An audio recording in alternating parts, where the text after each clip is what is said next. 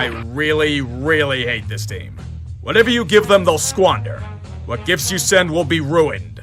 What cash you hand them will be spent on Funko Pops and NFTs. These are the Bungles. Short-sighted mishaps ruining long-term ambitions. Can this organization please not fuck up Joe Burrow this time around? The dude is trying to live his dream, yet the most predictable car crash happened last year. I know the line improved just by cutting Bobby Hart and Michael Jordan, but drafting a big-time wideout in the first round with questions there is risky. Especially if the guy is having trouble catching in the preseason. Even worse, potential turmoil on the defensive side of the ball. Jesse Bates is one of the more underrated safeties in the game, yet will probably be lowballed because it's the Bungles. The two words that should make him tremble? Franchise tag. Cincy will do everything they can to save a buck. And I expect nothing less out of this situation. All this team does is waste. The AFC seems to be top-heavy again, but there's a ton of competition in the middle. And that's where the intrigue will come into play. The divisions seem relatively cut and dry. Buffalo wins the AFC East, Cleveland gets the AFC North, Tennessee claims the AFC South, and Kansas City locks up the AFC West. But for wildcards, there's an argument to be made for many teams. For the three I'm choosing, I'm going with Baltimore, Miami, and the Chargers. It was very tough to pick anyone who stands out in that regard. So I'm hoping for a really exciting AFC this season. I have a gut feeling another 10-win team isn't going to make the playoffs again. Joe Burrow has returned. I only hope that the Bungles don't leave him to die like they did last year. The fortunate thing is that the Vikings seem to be doing more than enough of that this week. Horrifically undisciplined early on. The secondary being gashed regularly. Minnesota falling behind to a team they should be beating if they have any hopes of making it to January football. I can't tell if we're underestimating the Bengals or if Minnesota is truly this bad in a lot of aspects. Kind of feels like that it's a bit of both. Imagine if Burrow had a real coach, a real play caller unlocking his abilities. He has so much more to give, yet it's as if he's hampered by a restrictor plate. It's also why Minnesota was able to come back into this game, but the thing that might stop them? A field goal. They need a 53-yarder to tie the game for OT, and their kicker hasn't had a regular gig in years. The Vikings can make clutch field goals? I feel like we've just had a breakthrough, but then you realize this is Minnesota and they ruin everything they touch. Would you be shocked to find out they lost this game? I can hear the calls from Minneapolis burning the phone line. But he didn't fumble the football! His knee was down! The Vikings should have won this game! You want my counter-argument? The Vikings shouldn't have even been in this position in the first place. Well done, you have a scapegoat to deflect from the real issues plaguing the team. Perhaps next time you can play less like shit instead of giving Cincinnati hope. The Bengals having hope. That's a sentence that hasn't been uttered about them in over half a decade. Things were riding high for the Bengals after last week's win. It felt almost cathartic. Now up against their old red rifle, Cincy will be looking to start an unprecedented 2-0. The gods must have heard of their foolish ambitions. The first strike will come as a warning shot to Andy Dalton. He would be taken out of the game early for a knee injury that could be long-term. Bears fans were clamoring for Justin Fields. Well, now you get your wish. You'll get to see your quarterback as raw as he can be, and cheer him doing so. This game would not be the result of Fields, however, but the Bears' defense. Joe Burrow was looking promising, wasn't he? How about he goes up against a stout Bears unit that's wrecked better QBs than him? 3 interceptions on 3 straight throws.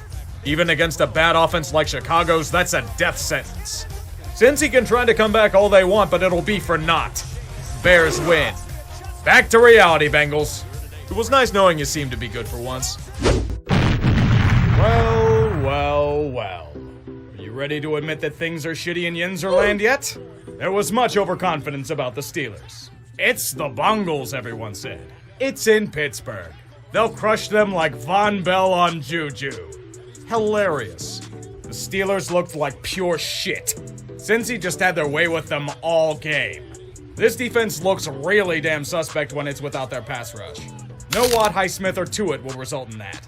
When you don't get any sacks against the Bungles O-line, it's time to panic. That should have been done long ago about Big Ben, but Artie II still thinks it's 2009. This offense is cooked. Using your first-round pick of a running back properly? Not allowing Ben to pass over 50 times a game? Throwing a fucking screen on a 4th and 10 down by 14 in the 4th? What the hell are they doing? Oh, it was a statement win, alright. For Cincy. They dominated the old bully that tormented them for years. And they did it with a shit-eating grin. Now back to our regularly scheduled ignorance in Pittsburgh. We're surprised that this game didn't blow spectacular chunks of ass all over the field. There are two explanations as to how Jacksonville is somehow leading a game by multiple scores. Either the Jags have channeled their inner Gainesville and are playing well, or Cincy got overconfident, thus sloppy in execution. I'd probably say it's a bit of both.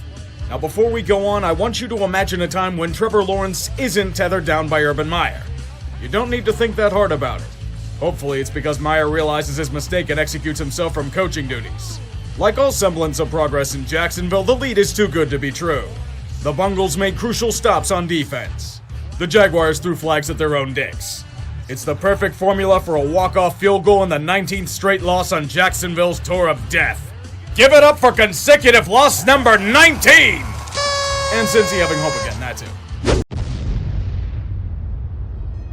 On the fields of pigskin, there are football games. And there are those that are so incredible where they must be retold for generations. The greatest games are ones where the unbelievable becomes real. When legends and tall tales are born, reality itself will bend and twist in ways never thought possible. For that is the glory to behold. To those walking into Paul Brown Stadium on a Sunday afternoon before the game, they will see one thing: greatness. Week 5 of the 2021 NFL season brings to us an unexpected heavyweight matchup. In Cincinnati, Ohio, little in terms of quality football has been played in the past 5 years, but today that will change. A return to glory is on the docket. To them, the Bengals are reviving. A team once lost in the wilderness, holding a broken fan base and shattered identity, have found the light. Joe Burrow resurrected from the torn ACL grave to relieve them of sin. His play has helped to bring a foreign concept to the area: hope. Skying balls to Jamar Chase, a defense that has rounded back into the stout form of years past and finally humming along. For the Bengals, they are playing with house money. Anything besides the bungling of the past half-decade is relief enough for their suffering. There are very few remnants of that game, but time eventually heals all wounds. Entering the gladiatorial coliseum of today, the first true test for the Bengals. A legitimate contender that is entering a far more critical state in their current era. The Green Bay Packers see this year as their last chance after years of coming up short. Tension cracks are showing despite the strong performances on the field. They got smacked by New Orleans in neutral territory to start the season, and it forced them not to take opponents lightly. With how many key players are going to be free agents after this season, they can't. Particularly against an upstart team looking to punch someone in the mouth. As the game commences, it starts out innocently enough. The defenses hold strong in the face of adversity. Aaron Rodgers is picked by the slimy paws of a Bengals defender. Green Bay tried to bribe the refs, but they were already balked. Diamond Joe Burrow, however, was not. He is the main catalyst for their success, and allows Cincy to not only convert a 4-3, but draw first blood. Aaron Rodgers isn't one to allow his opponents to lord over him, however. He spirals the ball with beauty and elegance, and allows the Packers to respond in kind, with a cherry on top of the reliable Mason Crosby. Oh no! The usually reliable Mason Crosby. Let's sweep this off to the side. All that needs to be said is that Green Bay is also sweeping off the Bengals to the side.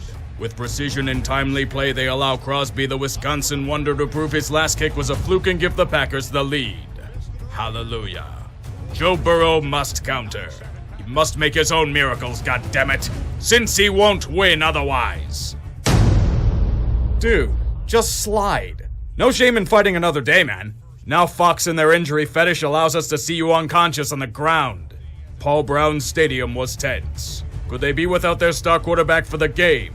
Don't worry, folks. A cocktail of painkillers and the Shield's patented concussion shakedown allow him back onto the field.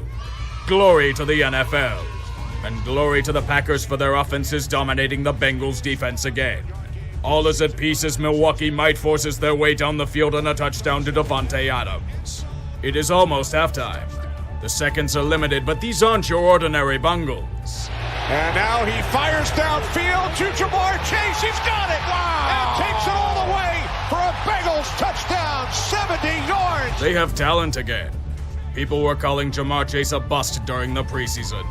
He's making them all eat shit like this poor Packers defender. A 16-14 contest at half. We have a game, but it's not great yet. That part is still to come. Not here. Joe Burrow forced a pass like Mike Brown forced Cincy to agree to bend over to his will. Like that stadium deal, it gains traction but is instantly reviled as the Bengals manage to stop the Packers in their tracks. Cue another field goal from Mason Crosby. And cue more magic from Chase, using the powers of magnetism to grab this deflected ball. They didn't do much else in the drive, but praise be to sorcery. Aaron Rodgers responds in kind by doing the thing with Davante Adams again. Now all of Cincy is drowning in unpasteurized cheese. Mason Crosby does another thing to give the Packers a lead by 8. Time is getting short. The Bengals must respond. Joe Burrow, under the glories of 1,000 painkillers, leads the Bengals down the field with clutch play after clutch play. It all sets up a Joe Mixon run for a touchdown, followed by a tactful 2-point conversion. Game tied. Kitty definitely goes meow. But did they leave too much time? Aaron Jones is gashing the defenses with a barrage of runs to the Bengal 20.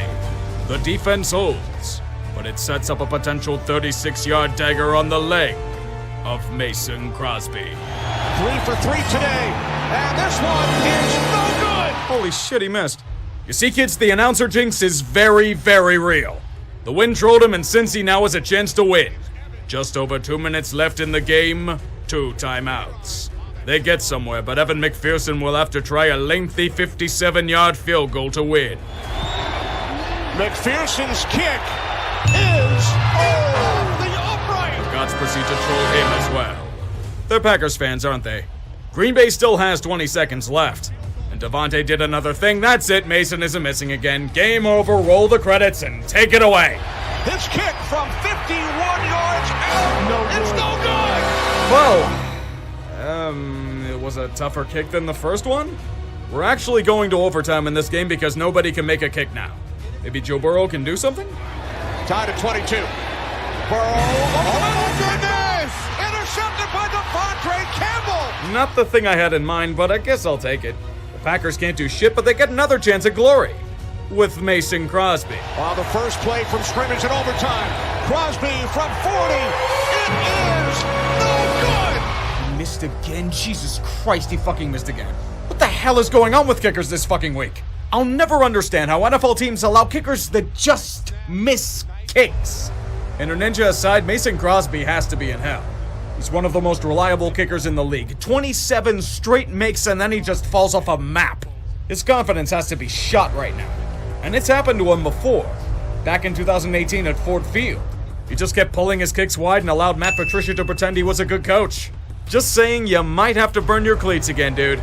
Maybe Green Bay can burn this game as Jamar Chase continued his chemistry with Joe Burrow. Packer Nation is now shitting cheese curds. Pain abound as Cincy tries another long 49-yard field goal. 49-yard attempt for the win. McPherson's kick is off the upright. Okay, now this is getting fucking ridiculous. That kick was goddamn tried and true and the gods used the fucking winds of fate to curve it inversely. Will the asshole at the Buffalo Wild Wings stop hitting the overtime button? Nobody's enjoying this besides the sick fucks who like to see fan bases squirm. Green Bay now gets another miracle and can potentially win again. Mercedes Lewis flexes his seniority and his might with another catch with authority down the field. Second and long, Cincinnati counters as the Packers are down to their third-string left tackle. Sacked and out of field goal range. Aaron Rodgers, you're gonna need to play God again. Rodgers looking. Now he throws, and it is Randall Cobb who makes the catch. Motherfuck, he did it. An absolute prayer, and Randall Cobb makes a fantastic catch in traffic. Now they're back in field goal range and... oh lord. 4th and 1. You gotta bring out the battle-worn Mason Crosby to try and win again. For the love of all that is holy, please don't miss. 2 minutes remain in overtime. Crosby's kick, this time, is good! Well, I'd say that was something. Silver Fox's redemption, even though he will probably still burn his cleats after the game. Cincinnati may have suffered a brutal loss, but they shouldn't take it too hard. This match has shown us that the Bengals can keep pace with quality opponents and offer tantalizing upside once things finally get up to speed down there. The Escaluzzo may be open for business, but it runs on feelings of optimism. Even Joe Burrow gets a prize for his efforts, being rushed to a hospital after the game for a throat contusion. Looks like he'll need plenty more painkillers to go with his painkillers. The drugs he'll be injected with, the greatest game. It's all we need to no longer feel pain. Yes, they did! Packers win!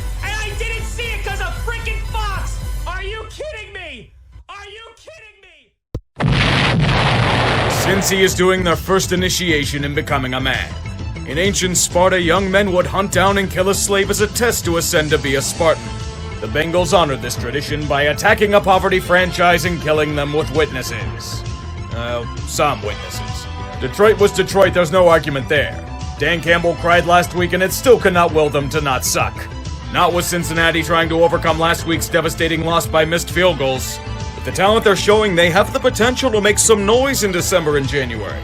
I'd still prefer they get a better coach, but that's minor nitpicking. At Ford Field, everyone's a winner. Except for Detroit, they're irrelevant. Perhaps Jared Goff can show up and help out? Maybe the talent that's still there around him can? Anytime would be nice. In their leveling up process, the Bengals chose a unique perk for their skill set. The art of detection. They can sniff out a team ripe for defeat from miles. Cincy has the scent. It's Baltimore. Fun mystery box of Lamar and more Lamar coming off an ass-whooping of the Chargers. Good news, Ravens. It's now your turn. If there was ever a statement win for the Bengals, it's this one. In arguably their biggest game since Vontaze and Pac-Man self-destructed on the field, the Bengals unbungled. They put the world on notice with this game. I thought the Bengals were foolish for drafting Chase over Sewell. Now Chase is putting up numbers rivaling his former teammate Justin Jefferson last year. Joe Burrow is alive and thriving. Baltimore was unable to keep up offensively. Can't believe I'm saying this, but Cincinnati now holds the AFC North division lead. This is a sign of the apocalypse. I now await the inevitable heat death of the earth due to their unprecedented success. The Bengals seriously are legit, though. Perfect opportunity to pad their impressive record on the season.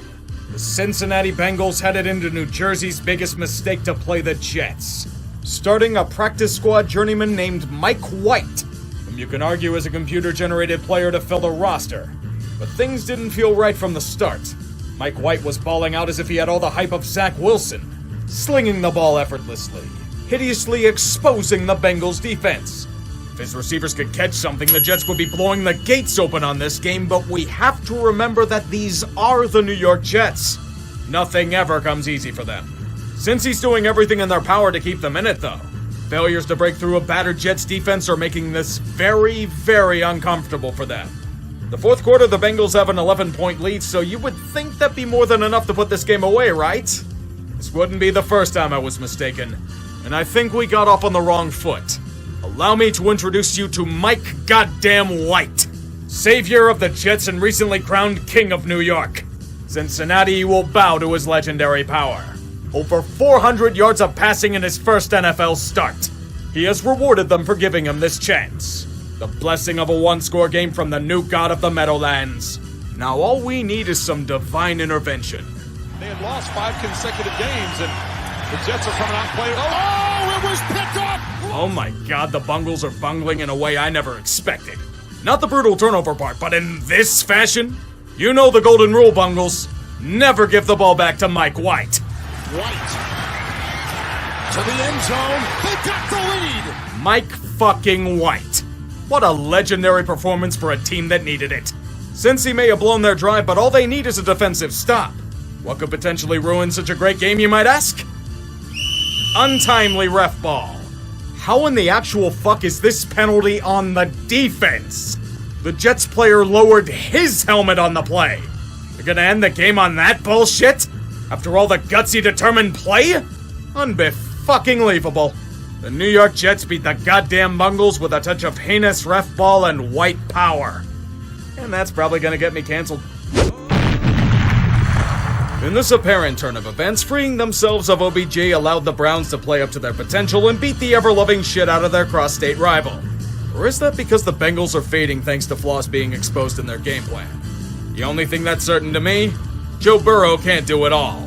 Cleveland desperately needed this one after a loss where they self-destructed, and they got it. They not only pushed the envelope in Cincy, they threw them feet first into a wood chipper. What we saw here was a glimpse of what the Browns can be. By God, did it come at the perfect time. The Bengals, they were just unfortunate victims of their onslaught. And they're now beginning a bit of a skid after being ended by Matt White. I wouldn't call it bungling just yet, but concerns of regression should be considered. After the bye, these next 3 games are going to be very telling about them.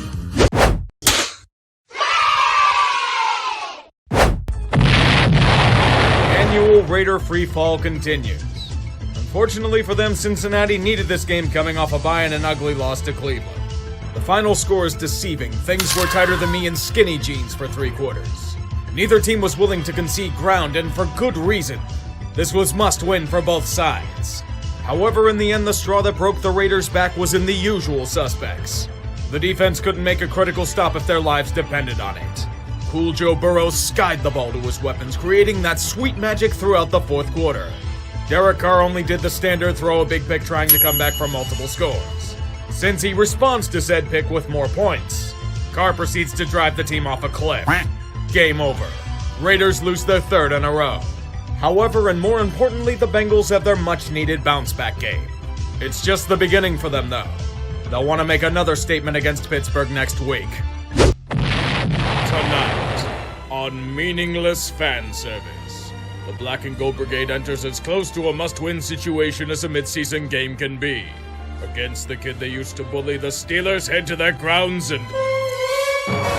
Oh my God! What the hell is this? Cincinnati beat the ever-loving fuck out of Pittsburgh. Absolute annihilation. Is this what a handing of the baton feels like? Because the Bengals hunted down their old tormentor and skinned him alive. This game was over by half, and I'm not even joking about that. Ben is a mess, the offensive line is a cheap knockoff, Najee can do nothing in the defense. The unit that was supposed to be good? Cincy shit all over it like it was chili. The only good part about the game for Pittsburgh was that it ended. As Cincy teabags them at the 50-yard line, the Steelers will be taking the Escaloozer back home to prepare for Baltimore. Back home, this dedicated Yinzer also succumbed to a malignant case of the Steelers and took the Escaloozer to his grave. Only in a way that Yinzers can envision their burial. As we hope this isn't the unofficial end of their season, so continues the days of our Steelers. Fuck, I said this was over with. I'm still having a hard time trying to describe what the hell I just watched in Cincy. This is a must-win contest for the Chargers, especially after last week. And early on, they answered the bell. They did it surprisingly brutally. Thanks to a bunch of awful turnovers and a convenient Jamar Chase bobble for a pick, LA made the Bengals eat pavement in front of the stadium. 24 consecutive times. Things were looking good for the Chargers early, but never, ever call it an easy win. That's not in this team's dictionary. They'll find ways to fuck everything up, no matter the situation. The Bungles bungled early on in this game. Now it's time for the Chargers to make themselves as equal opportunity as possible. Despite their once impressive lead, Cincinnati managed to flex their talent and score 22 consecutive points. They had a chance to tie with a 2-point conversion, but alas, that ended up failing. And thanks to previous sins by Mike Brown, the football gods are cruel assholes. Sorry, Cincy, but you aren't playing Pittsburgh this week. LA has far too much to prove, and their allegedly suspect defense clenches up like a fist. They punched the Bengals right off the field with 17 more unanswered points. It was all kinds of fucked, but the Chargers stave off another choke and win a crucial one. This game was on a cocktail of drugs. Someone order it to go to rehab. This is low-key an incredibly intriguing matchup. Both teams are slipping under the radar due to either lack of expectations or early season struggles. However, they are eager to assert themselves on a grander stage. Ambition is an intoxicating aroma, and both the 49ers and Bengals are in situations where they need to win. They need separation from the hungry packs of wolves that smell blood in the air. Before all goes to shit, the 49ers show the world that last week's slip-up was a fluke. Cincy keeps fucking everything up. A specialty being cooked at Paul Brown Stadium, bungling punts to allow the Niners to gain a 17-6 lead at half. All may seem lost, but what's been the recurring theme for this week? Massive comebacks at the behest of elite offensive form. Joe Burrow is the real deal. You can see it in his poise and chemistry with his receivers. Jamar Chase is justifying his draft pedigree with amazing catch after amazing catch. Despite everything thrown in their way, it is only a one-score game. But time is running short. What they need are big plays. They've got one on their final drive to Tyler Boyd, but they need another. Burrow throwing the other way. Turner. Caught. Jamar Chase. This is honestly the loudest pop I've heard out of Paul Brown Stadium since Vontez's pick in the wildcard game that shall be forgotten. Tie game. All they need is one stop, but San Francisco has goals of their own, and they have their own weapons to flourish. Garoppolo. Oh, what a catch by Kittle! Holy fucking shit, George Kittle, you madman! Robbie Gould should have no problem sealing the deal now. Oh no! Or not. The surprising epic is going to need overtime to settle. Cincinnati gets the first chance and the right to knock the Niners out at their own game. They will push with everything they've got, but it's not enough to get 6, and must merely tolerate 3. Here is where we get a Bengal tradition unlike any other. Heartbreak. Cincy's defense has no answers for George Kittle or any other receiving threat, and the Niners rip the positive emotion right out of every fan in attendance. With victory, San Francisco gains crucial separating distance in the NFC wildcard. All that the Bengals get is agonizing pain. They did everything they could, yet still came up short. Back into the dog pile with you. You get Denver next week. We can all agree this year has been insanely fucked for the NFL. Most games like the last one we recap feel like they're on some kind of drug cocktail. It's exhausting to follow this league some weeks. The only benefit is in memes fresh out of the oven. You thought it couldn't get worse. An old friend has reemerged onto the scene. Corona-chan is back from her lengthy vacation and wreaking havoc on every sports league throughout America. The NFL has felt her wrath hard. You may have noticed all the coughing last week. It was for good reason. Over 150 cases in the league over a 5-day span.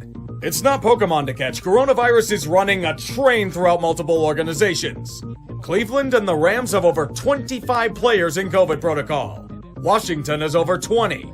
Other teams like the Bears, Texans, and Lions are getting wrecked as well. 8 teams are in enhanced COVID protocols. This is the worst case scenario we were fearing last season, and we're seeing it happen in front of our eyes. The NFLPA pleaded with the league for games to be postponed, but of course they waited until the last moment. In a shocker, the Shield cared more about game integrity than cold hard cash. The Saturday Browns and Raiders tilt has been pushed to Monday. Seahawks versus Rams and Reskins versus Eagles have been rescheduled for Tuesday. We have it again in doubleheader form, boys! Tuesday night football! Any chance we can get a Wednesday night game? For all the glorious memes?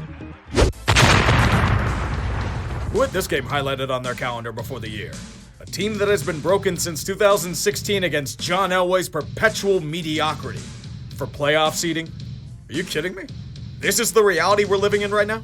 One where Cincinnati comes into Denver and crushes whatever foolish dreams they may have? I'm sorry, Broncos, but you don't have divine intervention on your side this week. This game will be pain. Death by 1,000 paper cuts. The mile-high air apparently doesn't allow for the home team's offense to generate anything besides stalled-out drives and punting. The defense does its job as usual, but they can't do anything against Cincy. It creates situations like the one before halftime, where Pat Shurmur does his patented jackknife offense as Brandon McManus shanks a field goal, while the Bengals make one big play and kick a long field goal of their own to go up by 6. With seconds left in the half, while the futility is very real in Denver, things somehow get even worse. Bridgewater could run as he dives across the 35 and took a hit. Did you really have to give this injury to Teddy Bridge? Hasn't this man been through enough fucking shit in his career already? Why the hell do you hate Denver? Is it because of the power struggle and ownership? Did John Elway kick you when you were trimming his hooves? The Broncos did regain a 1-point lead, but they apparently can have nothing good in this world. Just like most games this season, they'll bring hope to their fans by going on a drive. Denver will do everything to bring themselves back to relevance, but they'll fumble it all away in the red zone. It was enough to silence them.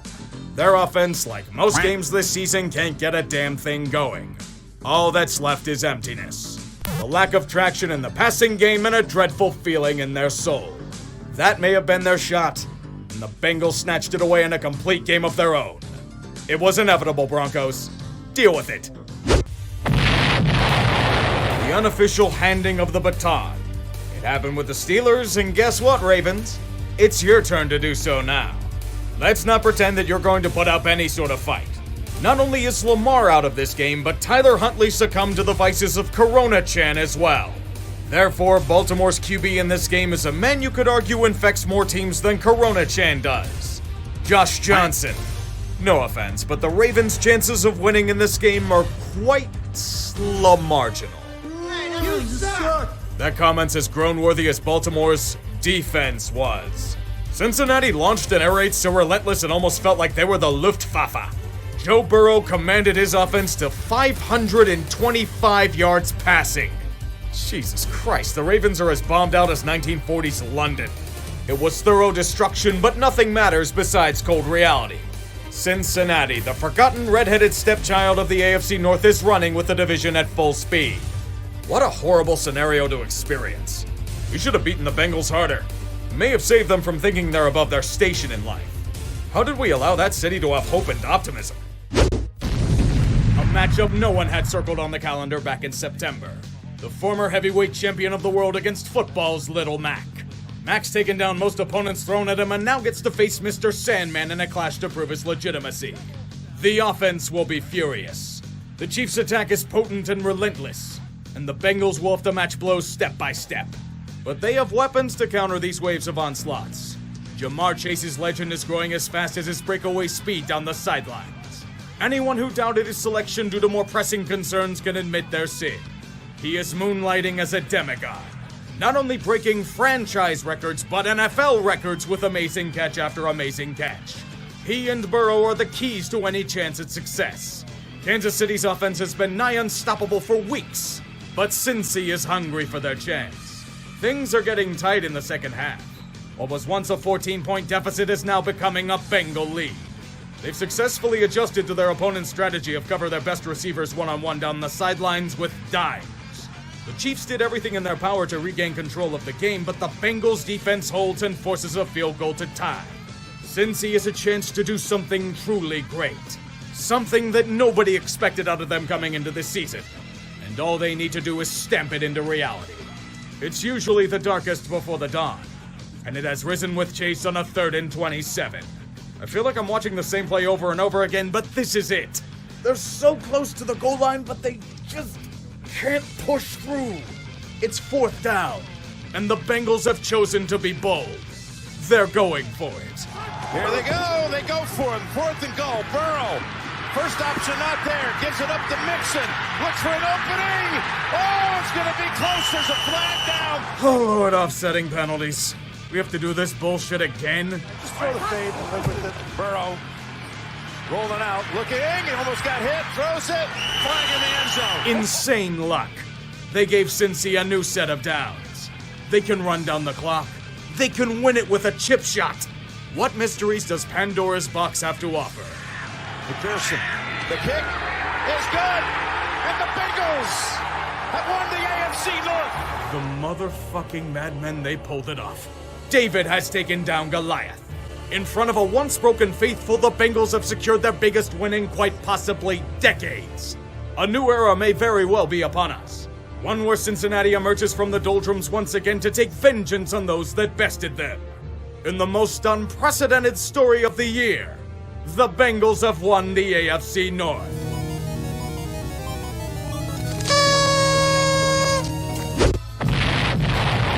We expected this game to be lopsided at the beginning of the year, just not in polar opposite directions. The Bengals have already clinched their top prize, so they're resting Joe Burrow. However, Joe Mixon is out thanks to COVID protocol. Cleveland is in a much better spot today. They finally chucked Baker Mayfield and his imitation as a saboteur into a surgery unit to repair his fucked up shoulder. Kansas City winning fucked up Cincy's minuscule chances for the number 1 seed, so not much to play for on their end. Besides a shitload of punting in the first half, the Browns had a bit of a lead headed into halftime, excluding more self-sabotage from a fumble recovery for a touchdown. Including that faux pas, Cleveland adds more misery to the pile by winning a game when it's no longer necessary to do so, which is far from surprising to anyone who follows them. A lost season in what was supposed to be the start of something great. It's somehow on brand for this franchise. The only positive on the day is a good send-off to Doug Deacon's retirement after decades of service to the Browns. Rest easy, soldier. You went out a winner. This has been a season. So many twists and turns that it's hard to conceive with the naked eye. If you were looking at this year seriously, it was absolutely exhausting. But do you know the true bounty to cherish? The memes. It was fucking gold for this economy. Thanks to incredible collapses, fantastic comebacks, Urban Meyer's coaching tenure, and whatever the fuck Antonio Brown did in the Jets game. If the bigger games are going to be as fucked as the regular season is, I expect plenty of shenanigans to come in the future. Get ready. The NFL playoffs are about to begin. Scholars already know we're in the book of Genesis. Didn't you know one of the plagues that infested Egypt was that of the Bengals winning the AFC North? Every other rival of theirs either collapsed on themselves or withered into nothing. It's always good to have that sort of advantage in your homeland. Nobody expected anything out of Cincy this year. Maybe 6 wins. Tops. But this was before they upgraded to a fiber connection at receiver. Joe Burrow throwing dimes to Jamar Chase every goddamn Sunday. The stuff that made them legends at LSU was converted to the NFL level. And their division will get to look forward to it for the next decade. Cincinnati has been broken since the wildcard game of self-destruction. But their hopes and dreams have been revived like a phoenix rising from Pac-Man's ashes. Secondary gives up a shit ton of passing yards, but with such an offense, they can gun it like no tomorrow. Only one thing stands in their way. The curse. They haven't won a playoff game in over 30 years. Can it be overcome? Or will the Raiders find a way to fuck them over again? It won't sting that much if they lose this time. Will it?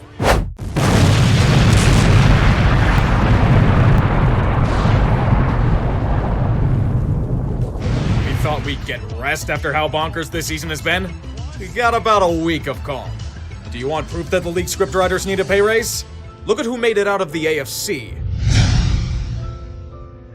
the NFL this season, 3rd and 2.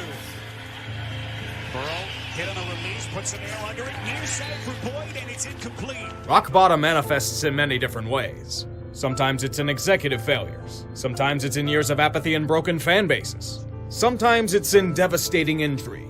For the Bengals, it was a combination of all three. Joe Burrow's ACL tear was merely the icing on the cake, a statement of authenticity for their failure. Cincinnati was lost. They lost the fans, they lost their talent, they lost any semblance of respect. Things looked even bleaker than they had been. Their star was getting destroyed behind an awful offensive line, and a miserable season was in their future.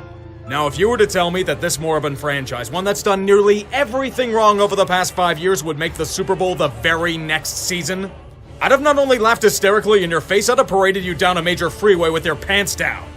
Truth really is stranger than fiction. The Cincinnati Bengals, a team no one had expectations for.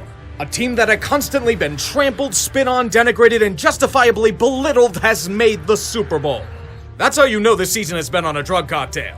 And it's also proof that you don't need any semblance of an offensive line or quality head coach to do anything in this league. You just need a bit of luck, incredible talents, and some nice cohesion to make everything click into place. I said it last year and my beliefs have only been reinforced. Joe Burrow is the real deal.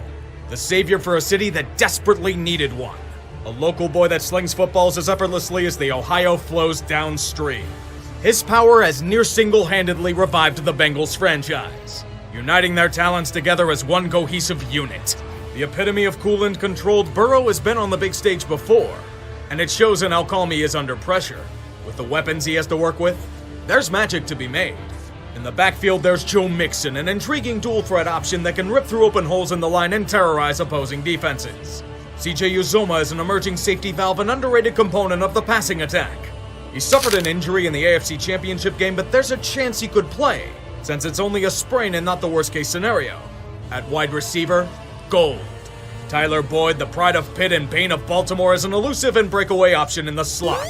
Flanking one side of Burrow is T. Higgins, whom is an outstanding receiver in his own right. We should be talking a hell of a lot more about him and his emergence as a quality number 2, but he's sadly overshadowed by a former connection of Burrow's at LSU. A man that will be the symbol of envy for opposing teams for at least a decade. Jamar Chase. Many complained about selecting him over a much-needed offensive lineman in Penei Sewell. Hell, I was one of them. I felt that Burrow was going to die in the pocket, and the only way the pick would work is if Chase became a potentially generational wideout. Lo and behold, Chase only managed to put together the best year a rookie wide receiver has had in the NFL's history. Everyone remember when people were calling him a bust in the preseason because he had trouble catching the ball? That's hilarious in hindsight. Chase heard those petty remarks and broke away from them with his blistering speed. As a fan of a division rival, I can only say I can't wait to see Burrow to Chase for a while to come against them. Note the dripping sarcasm in that statement.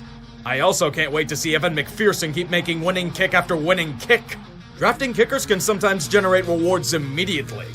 This is what's happened.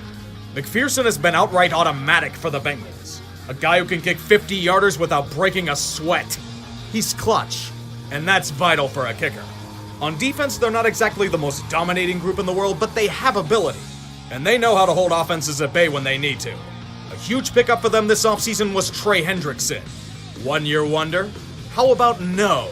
Along with Sam Hubbard on the other end, they've been vital pieces to their edge-rushing renaissance. Larry Ogunjobi is unfortunately out with injury, but DJ Reader and BJ Hill made their presence known against Mahomes. Just saying. At linebacker, it's a hardy group led by Jermaine Pratt, Logan Wilson, and Marcus Golden. In the secondary, Chidobe Awuzie, Von Bell, Jesse Bates, Mike Hilton, and Eli Apple lead a relatively underrated group that can clamp down opposing receivers. I can't believe I'm saying that about Eli Apple. What the hell is wrong with me? It's a testament to the majesty of the NFL, where a team as lost as the Bengals can transform into a legitimate contender nearly overnight.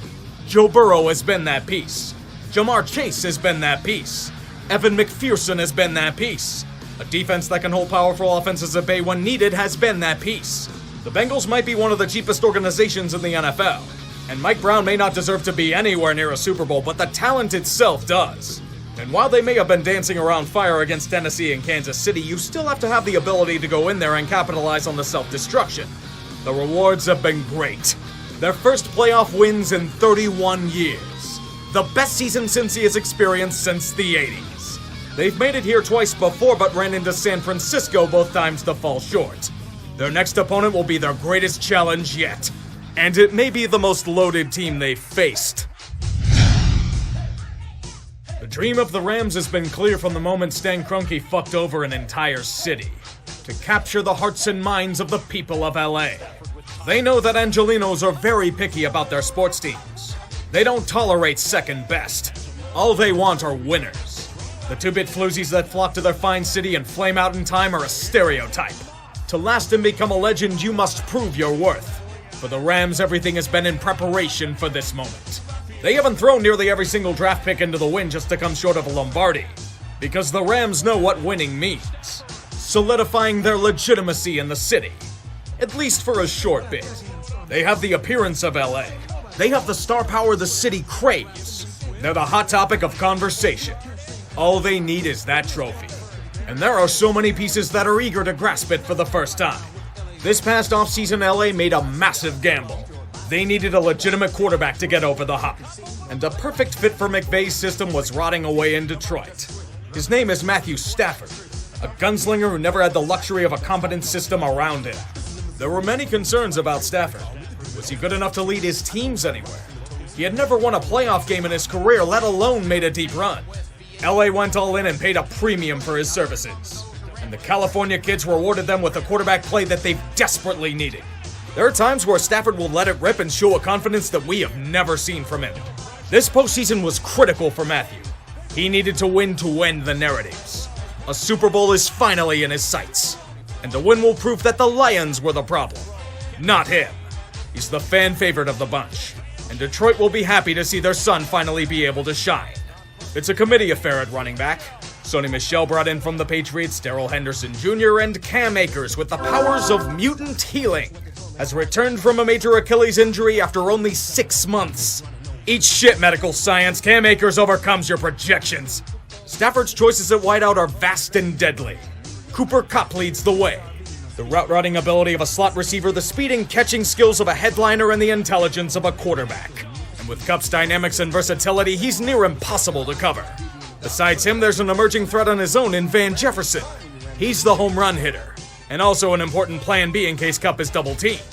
Don't forget about the new weapon on the Rams. A star of old experiencing a renaissance in this postseason. Odell Beckham Jr. He's not what he was as a Giant, but as a number 2 to give Cooper Kupp space, he's an excellent fit for the role. Somewhere in Cleveland, Baker Mayfield is punching a wall with his healthy arm as OBJ throws a better ball than he has in months. Tyler Higbee would feel bad, but he's trying to recover in time to play in the Super Bowl. Too bad. On defense, an all-star cast with the ability to change games on a whim. Aaron Donald, he's still in his prime. And even when you double-team him, it's no guarantee that he'll be stopped from reaching the quarterback. This is his moment, and he'll have help to get him there. Another big acquisition of theirs has been reinvigorated with this run. Do you remember Von Miller, one of the greatest edge rushers of the mid-2010s? He's returned to that old form in his stint in LA. Donald allows him the space to do what he does best. It's not much easier on the other side. You'll have to deal with the freak abilities of Leonard Floyd. Not to mention A'Shaun Robinson and Greg Gaines' support. Opposing O-lines, have fun with that. But think of that secondary. They only have one of the elite shutdown corners of the league in Jalen Ramsey. I wouldn't say that's a big piece for them to have or anything. On the other side, a formidable cornerback in his own right in Darius Williams. Their safeties are an interesting bunch. Taylor Rapp was to be expected, but Jordan Fuller was knocked out for the playoffs due to injury. Enter an old face coming back after years of retirement in Eric Weddle. The pride of San Diego has been strong in his return, and he'll potentially be rewarded with a ring. This team is the epitome of Los Angeles. Tons of flash, fame, names, notoriety, and air of superiority, yet it feels so plastic and artificial. Their games have become a destination for celebrities, but most matches at SoFi seem to be dominated by opposing fans. The Rams know they need to capitalize on this momentum. They had a shot once a few seasons ago, but were effectively shut down by an evil empire. They may not get another chance like this. Even for my derision, they're an incredibly talented team with solid structure, good coaching, and organization. I have no problems with the Rams and how they run things, but I just can't get myself to root for them. Not for the city, but for Stan Kroenke. The fact that this man gets to experience success after running over anyone who's ever stood in his way is proof that life fucking sucks. But enough about my bullshit. I'm rooting for individual players of theirs to win. I would love to see Aaron Donald get a ring. Matthew Stafford, what else is there to be said? Think of Andrew Whitworth, 40 years old and still kicking ass as a blindside blocker. Did I mention that he's a former Bengal? It should be a hell of a match. And I only hope it's as full of bullshit and insanity as the rest of this year has been. On paper, this should be an obvious choice. The Rams dominate the Bengals in so many key areas that this Super Bowl shouldn't be a contest. However, let's not forget the lessons that this year has taught us. Nothing makes any goddamn sense. Expect anything because chaos. Who had the Bengals making it here? Even the most diehard fans didn't see this coming. They've won pretty, they've won ugly, they've won in any way you can think of. They play well against any style of football. They've maintained composure under pressure and forced opposing offenses to bend to their will. Which is why I'm choosing Cincy to win. I'm gonna hate losing the Bungles meme, but it just feels like their time. Also, fuck Stan Kroenke. Can't buy a championship that easily, you fucker.